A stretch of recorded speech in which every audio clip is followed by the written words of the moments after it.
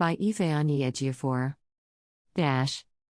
In the quick reaction of the Attorney General of the Federation to the erudite and unassailable judgment of the Court of Appeal just delivered yesterday, Thursday, on our appeal, he indicated that the federal government is considering the options it has, including proceeding only with the counts that were pending against Nnamdi Kanu before the bloody invasion of his house on the 14th of September, 2017. Now, for the avoidance of doubt, the federal government has no options. It has only one option, namely, to appeal against the judgment of the Court of Appeal to the Supreme Court.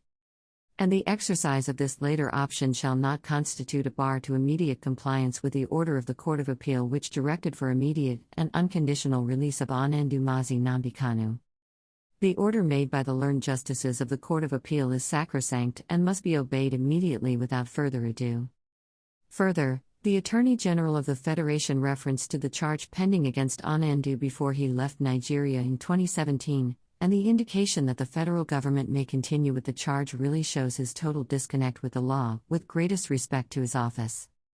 It is to be noted that the remaining 7-count charge that was struck out by the Court of Appeal after it allowed the appeal on the ground that the Federal High Court has no jurisdiction to try Nnamdi Kanu is the same charge, with the same charge number, to wit, FRN vs. Nnamdi Kanu, Charge No. FHG/ABJ/CR/383/2015, that has been pending against Nnamdi Kanu at the Federal High Court since 2015.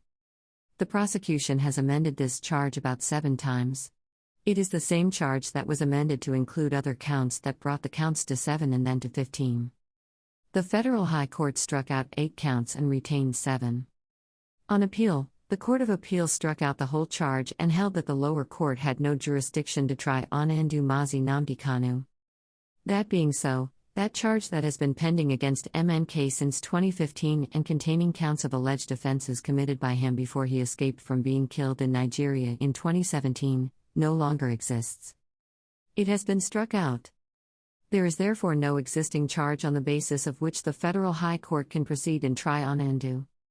Accordingly, as it stands today, there is no criminal charge pending against Nnamdi Kanu.